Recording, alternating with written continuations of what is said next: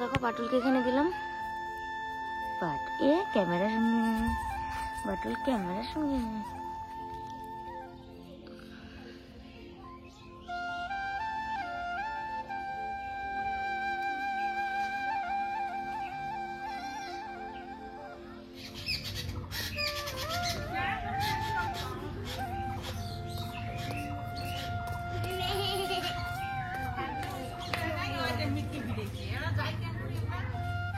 Good morning বন্ধুরা, কেমন আছো সবাই? আশা করি সবাই যে যেখানে আছো ভালো আছো, আর আমরাও ভালো আছি। আজকে হচ্ছে বৃহস্পতিবার, তো পেছনে গিয়ে বাটুলকে দিয়ে আসলাম, মিকির কাজ সারিয়ে আসলাম। মানে ও তো আমার সঙ্গে পিছনে যাবেই, ওর টয়লেট ফেলে সমস্ত কিছু ক্লিয়ার করে তারপরে আসে।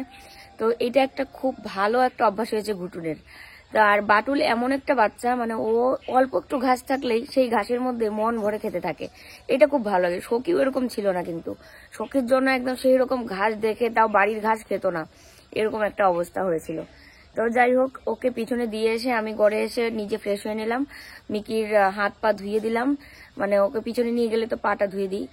আর মা আসছে,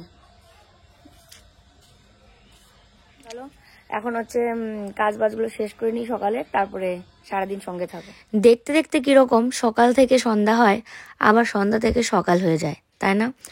আর এক এক দিন করে করে একটা মাস, গোটা একটা বছর, এক যুগ পেরিয়ে যায়। তাই ভাবি মানুষের জীবনটা মানে সবচেয়ে বড় অদ্ভুত।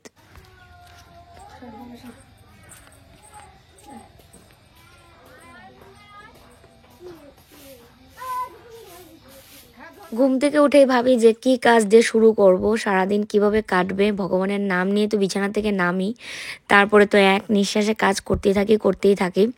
যতক্ষণ না কাজ শেষ হয় ততক্ষণ মাথা থেকে চিন্তাও দূর হয় না।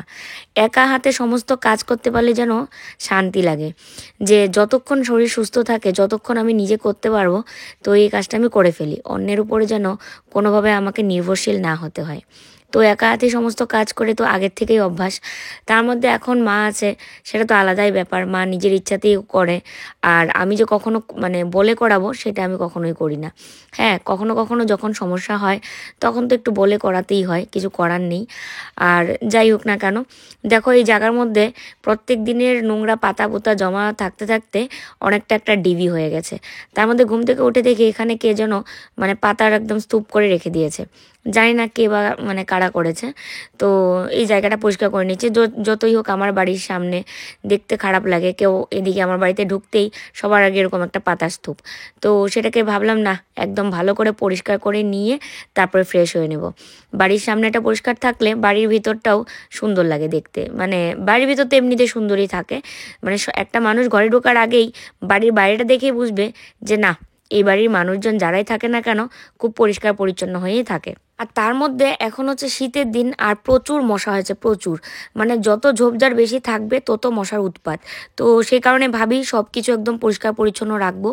এই পাশটাও দেখো একদম ভালো করে ঝাড়ু দিয়ে পরিষ্কার করে নিলাম। এখানে একটা গাছ ছিল, যে কাকুর জমি আর কি, সেই কাকু গাছটা কেটে দিয়ে গেছে মনে হয় পরশুদিন। তো আমি এই জায়গাটা ঝাড়ু দিয়ে পরিষ্কার করে নিলাম, বাস এখন সুন্দর লাগছে। আর একটা জিনিস তোমাদের দেখাই, এখানে একটা লাউ গাছ হয়েছে এমনি এমনি। এই যে দেখো, গাছটাকে আমি ওই দিনেই ঠিকঠাক করে দিয়েছিলাম যেন এটা উপরে উঠে এরম করে। এটার গোড়া কোথায় জানো? এই যে দেখো, এই যে এটার ভিতরে হচ্ছে লাউ গাছের গোড়া। কালকে এত লঙ্কা খেতে ইচ্ছে করছিল পরশুদিন মাংসের সাথে, আমার কাছে যে লঙ্কা আছে সেটা আর আমার মাথায় নেই। এই দেখো লঙ্কা হয়ে একদম পেকেও গেছে। তারপরে এই যে লঙ্কা, এই যে দেখো লঙ্কা, কত লঙ্কা হয়েছে, এই যে দেখো। তো বেশ হচ্ছে, গাছটা হোক, মানে দুদিন পরে পরে লঙ্কা হলে তো বেশ ভালোই লাগে। নিজের গাছের লঙ্কা খেতে কার না ভালো লাগে বলো? আর এই লাউ গাছটা হলে সবচেয়ে বেশি খুশি আমি হব। লাউয়ের ফুলগুলো ফুটলে বিশেষ করে লাউ ফুলের বড়া খাওয়া যাবে। লাউ ফুলের বড়া কত দিন খাই না। এই দেখো কুড়ি ধরেছে, দেখো এই ফুলটা ফুটেছে আজকে, কি সুন্দর লাগছে। দেখো উপর দিকে কিরকম একটা, দেখো উপর দিকে মুখ করে ফুটেছে ফুলটা। এটাই আমাদের সার্থকতা, টবের গাছ আমরা ফুল ফুটাইতেছি। এটা যে ঝিনুক দিয়ে দিছিল যেটা, হ্যাঁ হ্যাঁ, মানে টবের গাছ না। হ্যাঁ হ্যাঁ, তাও তো ফুল ফুটতেছে। তা সারগুলা দিতে লাগবে তো, সারগুলা হয়েছে যে। হ্যাঁ, আর এই রঙন ফুলের গাছে দেখো এরকম কুড়ি বেরিয়েছিল আরো আগেই, ছোট ছোট কুড়ি, এই যে দেখো সমানেই কিন্তু ছোট ছোট কুড়ি এসছে, এই যে দেখো। আর বাইরের দিক দিয়ে থেকে দেখলাম যে এই ফুলটা ফুটেছে, এই যে দেখো কি দারুণ লাগছে না রঙন ফুলের। এই দেখো ফুলটা কি সুন্দর।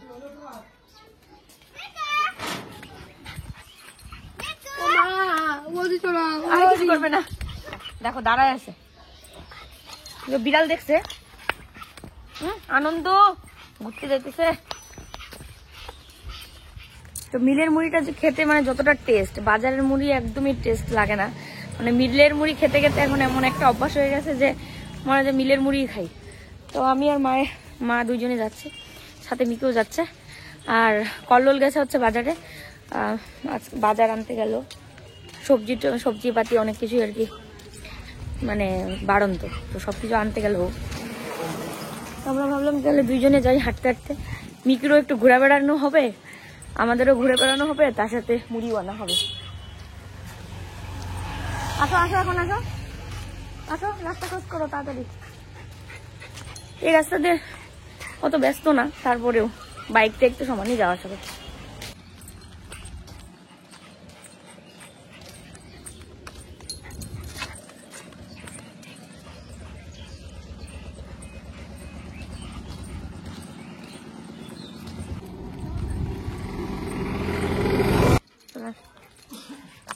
মুড়ি আছে না দাদা, মুড়ি দাও।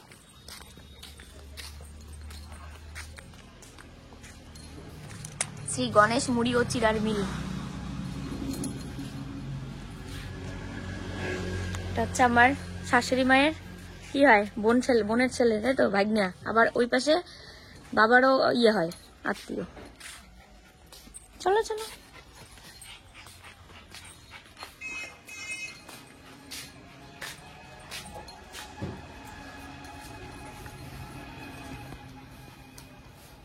এক কেজি নিয়ে নাও। 60 টাকা নাকি?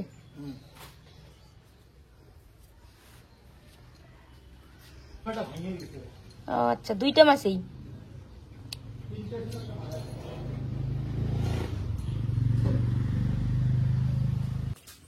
তো চলো, মুড়ি নেওয়া হয়ে গেছে, এখন হচ্ছে বাড়ি চলে যাব। বাড়ি গিয়ে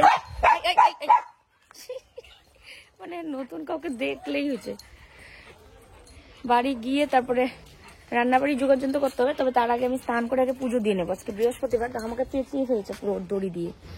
বৃহস্পতিবার ঘরটা মুছে তারপরে পুজো দেবো। এপাশে মানে আসলে বিশাল ভালো লাগে, মানে এত খোলামেলা জায়গা না।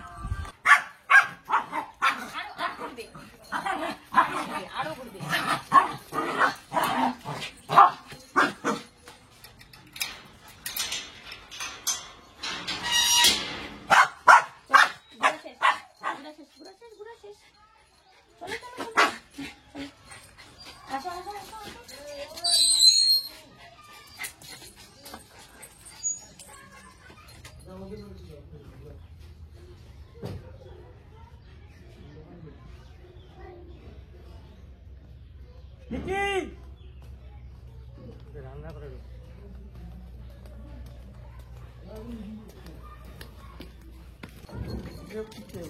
তো বাড়ি এসে ওকে দুধ গরম করে দুধ মুড়ি দিয়ে দিলাম, ও খেয়ে চলেও গেছে। আর এই পাশে আমি এখন কাজ শুরু করে দিলাম, যেহেতু বৃহস্পতিবার ঘর দর সমস্ত কিছু মুছে পুজোতে বসতে হবে। আর তার মধ্যে বৃহস্পতিবারে দুনিয়ার কাজ আমার মাথার মধ্যে ঘুরঘুর ঘুরঘুর করতে থাকে, যে এই কাজটা করতে হবে, ওই কাজটা করতে হবে। যেমন ওই যে সার বানিয়েছি, সব সবজির খোসা টোসা দিয়ে অনেক দিন যাবতীয় সার হয়ে আছে, কিন্তু আমি মানে দিতেই পারছি না, না দিলে হচ্ছেও না। এদিকে টবের গাছ যতই তোমরা মানে টবে লাগানো হোক না কেন, তো যদি সারটার কিছু না দেওয়া হয় তাহলে গাছের গোড়াতে মানে পুষ্টিও হয় না, গাছ সেরকম ফুলও দেয় না, আর গাছগুলো কীরকম নষ্ট নষ্ট হতে থাকে। তো আজকে ইমার্জেন্সিতে আমার মনে হচ্ছে না গাছের গোড়াতে সার দিতেই হবে। আর ও যে বাজার থেকে মানে বাজার নিয়ে আসলো সেগুলো গুছিয়ে রেখে দিচ্ছি। তো রান্নাবাড়ি করতে হবে, সব কিছু গোছানো থাকলে মানে তাড়াতাড়ি এসে সবজি কেটে রান্না বসিয়ে দেওয়া যাবে। আর যদি আবার বাজারের খরচা মানে বাজারের ব্যাগ থেকে বের করে নিয়ে দেখতে হয় যে কি এনেছে না আছে, মানে আগে ভাগে কাজটা গুছিয়ে রাখলে আর কি ভালো। আর এই পাশে মার সাথে কী কী যেন বলে হাসাহাসি করছিলাম। তো যাই হোক, দেখো কী কী নিয়ে আসলো, সিম, বেগুন, তারপরে ফুলকপি, পেঁয়াজ, কাঁচা লঙ্কা, বিনস, তারপরে হচ্ছে আলু, এগুলো সমস্ত কিছু নিয়ে আসলো। তো ওকে বলে দিয়েছিলাম যে আনতে, বেগুন, আলু এগুলো নিয়ে আসতে, তারপর আদা। তো তারপরে ও বুদ্ধি করে আরও বিনস টিনস এগুলো নিয়ে আসলো। ওই তো বাজার করতে গেলে একটা দেখা দেখে আরও একটা জিনিস আনা যায়। তো এই জিনিসগুলো তো আমি বলিনি, তারপরেও নিয়ে এসছে, আমি ভীষণ খুশি হয়েছি। কারণ এই শুধু একঘেয়েমি সবজি, ওই ফুলকপি, বেগুন, মানে শীতের সবজি মানেই তো এগুলো। তার মধ্যে শীতের দিনে বেগুন পোড়া খেতে তো অসম্ভব টেস্ট লাগে। যেমন মানে কল্লোল পছন্দ করে, আমার মাও কিন্তু ভীষণ পছন্দ করে বেগুন ভর্তা। আমারও ভালো লাগে, কিন্তু সেরকম এতটা প্রিয় না। ওরা যে মানে এত প্রিয় এবার, মানে বেগুন ভর্তা দিয়েই এতগুলো ভাত খেয়ে নিতে পারবে, এরকম আর কি। আরেকজনের অবস্থা দেখো, যখনই আমি একটু খাটের নিচে একটু এটা ওটা নাড়াবো বা এটা ওটা পরিষ্কার করতে যাব, ও ভাবে কি যে এই তো বুঝি ইঁদুর বেরোবে, ইঁদুর বেরোবে। মানে ইঁদুরও দেখছে, ওর চোখের সামনে দিয়ে কতবার ইঁদুর এদিক সেদিক দৌড়োদৌড়ি করছে, সেগুলো ও মানে দেখেও কিছু করতে পারে না। যেমন গতকালকে না পরশুদিন বাজারে ব্যাগ একটা বের করতে নিয়েছে কল্লোল, ওই আমাদের সেলফের থেকে। তারপরে ইঁদুর ওর সামনে দৌড়ে চলে গেল, ও দেখলো, কিন্তু ও দৌড়ে গিয়ে কি আর পায় ইঁদুরের সাথে? মানে ওর ক্ষমতা ওইটুকুই। ওর থেকে ছোট যে প্রাণী ওর সাথে দাদাগিরি দেখাবে, আর হচ্ছে যে বড় প্রাণী ওদেরকে দেখে ভয়ে বাড়ির ভিতরে ঢুকে বারান্দার থেকে বুকবুক করতে থাকবে। এই হচ্ছে আমাদের ঘুটুন। তো যাই হোক, এই যে দেখো এখানে সারগুলো দেওয়া শুরু করলাম টবের মধ্যে, আর এত বাজে গন্ধ বেরিয়েছে। তো দেখো প্রত্যেকটা গাছের গোড়াতে এরকম করে দিয়ে দিলাম, তুলসী গাছ বাদে। তো এই যে ও লঙ্কা গাছটাতে দিইনি, এটা তো দেওয়া লাগে একদম। এই সারটা মেন, সবজি খোসা পচা, পেঁয়াজের খোসা পচা, ডিমের খোসা পচা। টবের প্রত্যেকটা গাছে আমি দিয়ে দিলাম এই সারগুলো। যতই গন্ধ বেরোক তারপরেও আমি মানে যতটা পেরেছি দিয়ে দিয়েছি, মানে যতটা দেওয়া লাগবে। আর গন্ধ তো একদম পুরো, মানে তোমাদেরকে আর বললাম না কীরকম গন্ধ। আর আমাদের যে ওই পাশে বাগানটা আছে, মানে যে মাটিতে লাগানো, সেগুলোর মধ্যেও দিয়ে দিয়েছি। দিয়ে এখন আবার বারান্দা টারান্দা মোছা শুরু করলাম। আর মুছে একদম ডাইরেক্ট যাবো স্নান করতে, স্নান করে এসে তারপরে আর কি পুজো দেওয়া শুরু করব।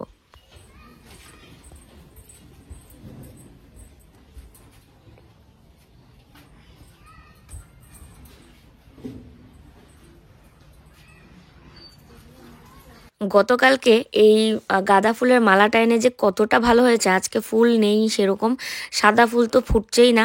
তো এই গাঁদা ফুল দিয়ে হলেও সুন্দর পুজো দেওয়া হয়ে যাবে।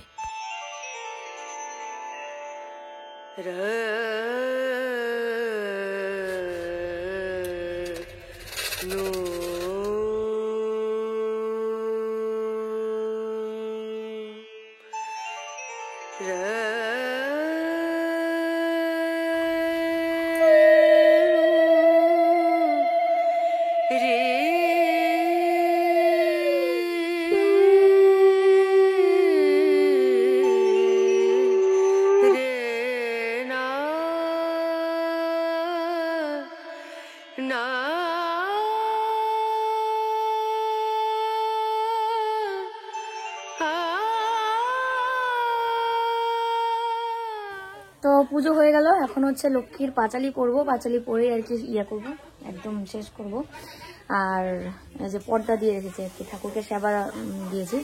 আর হচ্ছে যে তুলসী পাটেও ফুল দিলাম।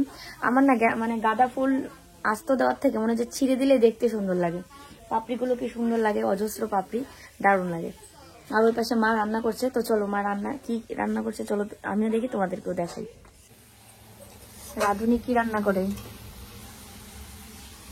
ওরে বাপরে, মশলা যে কষানি কষাইছে, হয়েছে তো, এর চেয়ে বেশি কষালে পরে পুড়বে। মাছের তরকারি আলু ফুলকপি দিয়ে, আর হচ্ছে ভাজা আলু, বিনস আর সিম।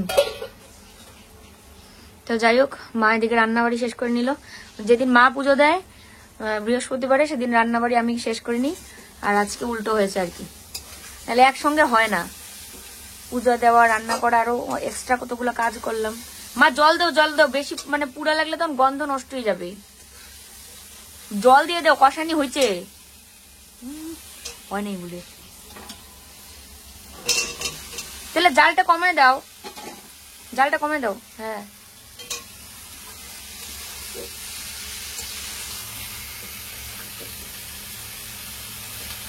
ফুলকপিগুলো আগে ভাজা লাগতো, এভাবে হবে।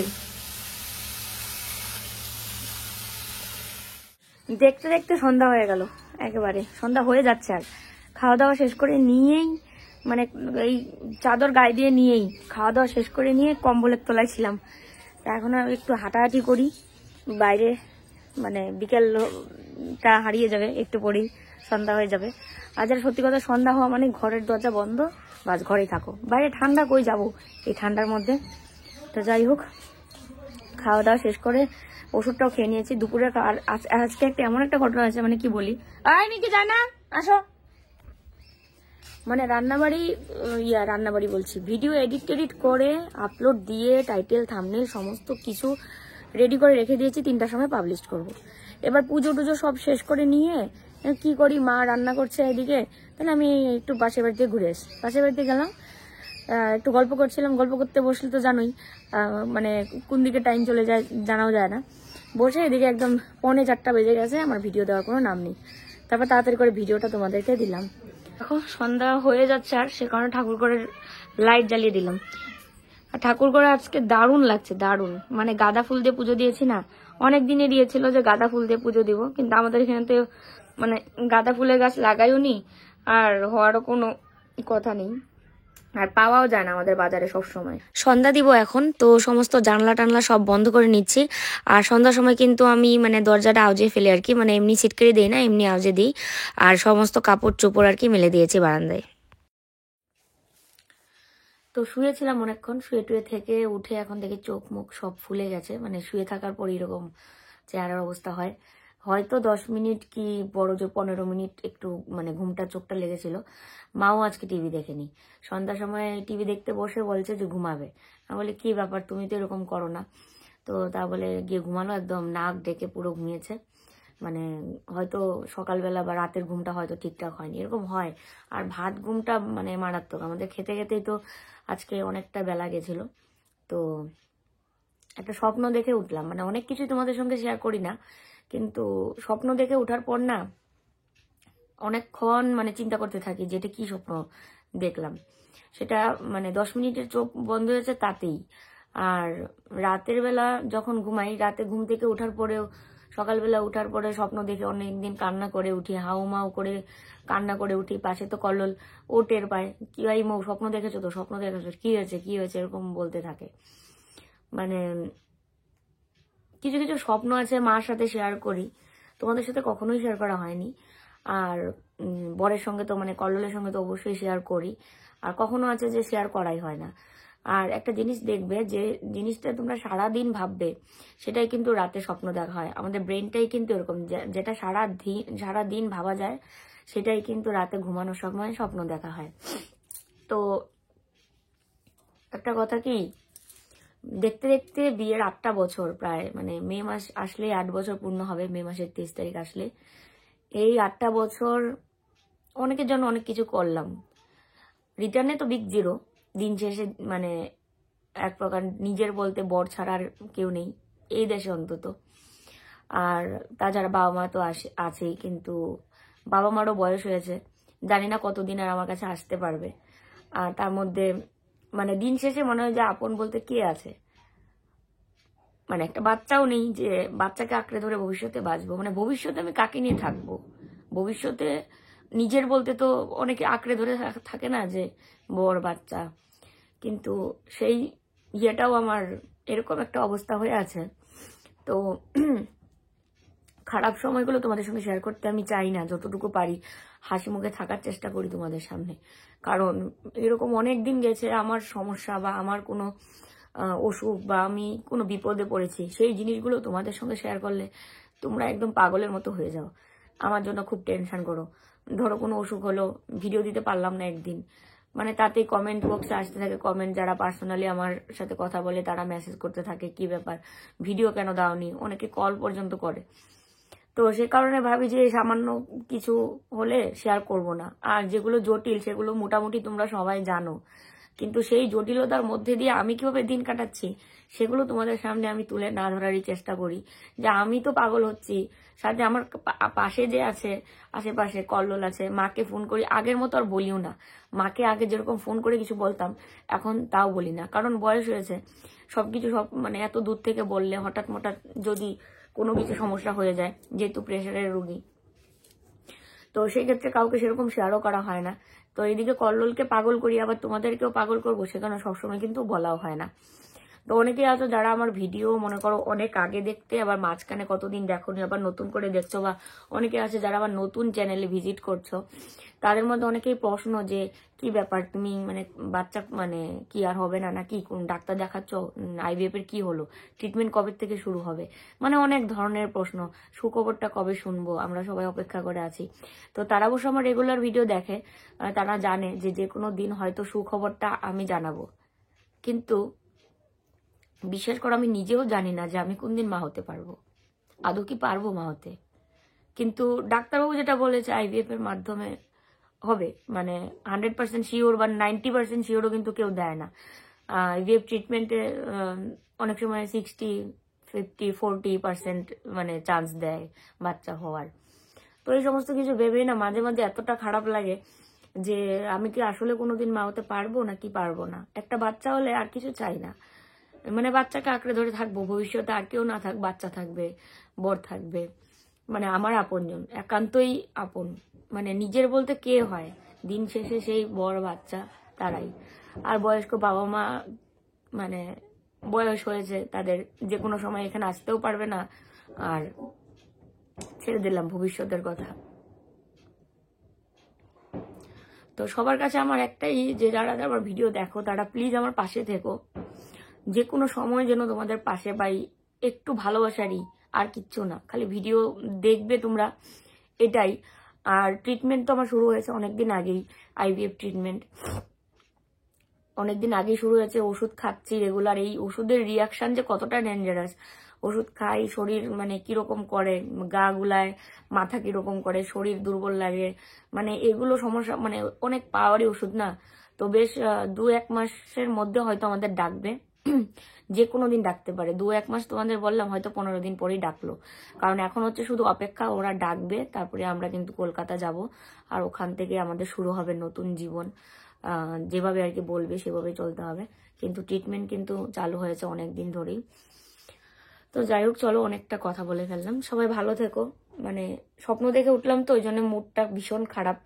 তো ভাবলাম চলো ভিডিওতে কিছু কথা বলে শেষ করে দিই, কারণ সবার কাছে একটা জিনিস বললে সেই সমস্যাটা সমাধান হয়, আমি অনেকবার প্রমাণ পেয়েছি, অনেকবার।